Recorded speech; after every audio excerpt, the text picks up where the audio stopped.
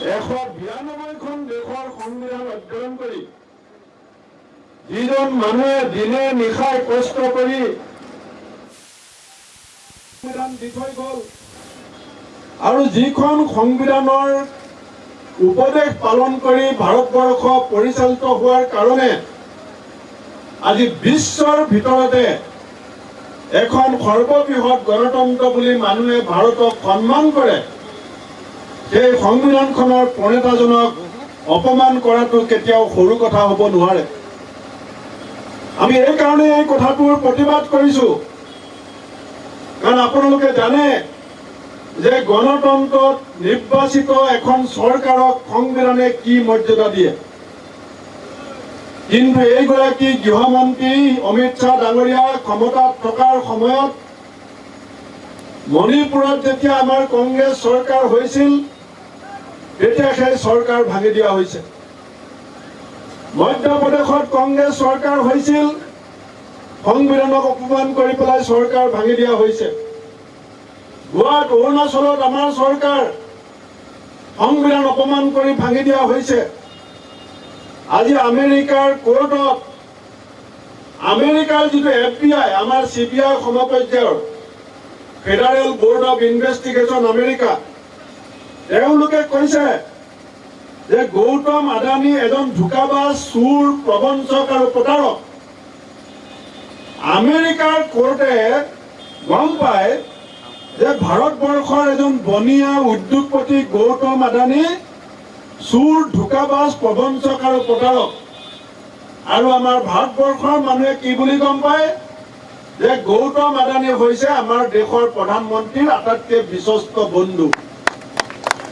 আজি আমাৰ CBI গম নাপায় গৌতম আদানী চোৰ বুলি, আমাৰ এনফৰ্চমেণ্ট ডাইৰেক্টৰে গম নাপায়, SEBI গম নাপায়। আমাৰ ভাৰতবৰ্ষত ED, CBI, SEBI, পুলিচ, এওঁলোকে কেৱল বিৰোধী নেতাবিলাকৰ ঘৰত সোমাব পাৰে। আমেৰিকাৰ আদালতে আমেৰিকাৰ FBI যাক চোৰ, ঠগ বুলি কৈছে, তেওঁক ধৰিবলৈ সাহস কৰিব নোৱাৰে আৰু তেওঁক ধৰিবলৈ অনুমতিও তেওঁলোকে ল'ব নোৱাৰে। ইয়াৰ অৰ্থ কি? CBI এটা সংবিধান প্ৰদত্ত অনুষ্ঠান, CBI এটা সংবিধান প্ৰদত্ত অনুষ্ঠান, ED এটা সংবিধান প্ৰদত্ত অনুষ্ঠান, SEBI এটা সংবিধান প্ৰদত্ত অনুষ্ঠান।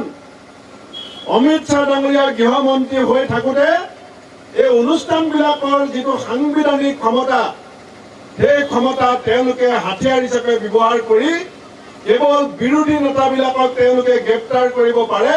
বাকী যিবিলাক আচল চোৰ, বিজয় মালিয়া পলাই গ'ল, মেহবুব চকচী পলাই গ'ল, কিমান মানুহে দেশত লুটপাট চলি আছে। এসময়ত লুইচ বাৰ্জাৰ এনকুৱাৰী হ'ব বুলি কৈছিল, সাৰদা এনকুৱাৰী হ'ব বুলি কৈছিল। আজি সেইবিলাক কথা গাত দি থৈ আমি যেতিয়া ৰাস্তাত আন্দোলন কৰিবলৈ যাওঁ তেতিয়া আমাক চুচৰাই বগৰাই পেলাই পুলিচে লৈ যাব পাৰে। মই আহি থাকোঁতে দাৰুল বৰকটকে কৈছে যে আজি তেজপুৰত বহুত পুলিচ, আজি গুৱাহাটীত বহুত পুলিচ, কিন্তু ইমান যে আমাৰ পুলিচৰ শক্তি আছে, আমি পুলিচক বেয়া নাপাওঁ, কিন্তু ইমান পুলিচ থাকোঁতে চোৰ ডকাইতৰ সংখ্যা কেনেকৈ বৃদ্ধি পাইছে, ধৰ্ষণৰ সংখ্যা কেনেকৈ বৃদ্ধি পাইছে, নাৰী নিৰ্যাতনৰ সংখ্যা কেনেকৈ বৃদ্ধি পাইছে? কাৰণ পুলিচক এতিয়া বিজেপিয়ে নিজৰ হাতিয়াৰ কৰিব বিচাৰিছে। সিদিনাখন মোক গুৱাহাটীত গ্ৰেপ্তাৰ কৰি লৈ গ'ল, লৈ যাওঁতে ভাবিছিলোঁ পুলিচে মোক টানি আজুৰি গাড়ীত উঠালে, এতিয়া ভিতৰত মোক এৰেষ্ট কৰি নি আছে। এতিয়া মই ক'লো, আপোনালোকে মোক কিয় ধৰিছে? মই আপোনালোকৰ কাৰণে যুঁজি আছো। আমাৰ চৰকাৰ যেতিয়া আহিব আপোনালোকে অল্ড পেঞ্চন পলিচি পাব। আপোনালোককতো বিজেপিয়ে পেঞ্চন নিদিয়ে, আপোনালোকৰ প্ৰমোচনবিলাক হেল্ড আপ হৈ আছে। এতিয়া বহুত কনিষ্টবলে হাবিলদাৰ হ'ব লাগে, বহুত ASI SI হ'ব লাগে, বহুত SI DSP হ'ব লাগে, বহুত DSP এডিশ্যনেল SP হ'ব লাগে। এই প্ৰমোচনবিলাক বন্ধ হৈ আছে।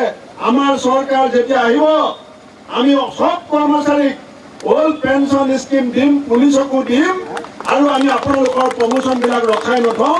আমাৰ চৰকাৰ আহিলে 100 দিনত প্ৰমোচন কৰি দিম। তাৰপিছত লকআপৰ ভিতৰতে মোক 3 কাপ চাহ খুৱাইছে, 3 কাপ চাহ খুৱাইছে, বিস্কুট খুৱাইছে, মিঠাই খুৱাইছে।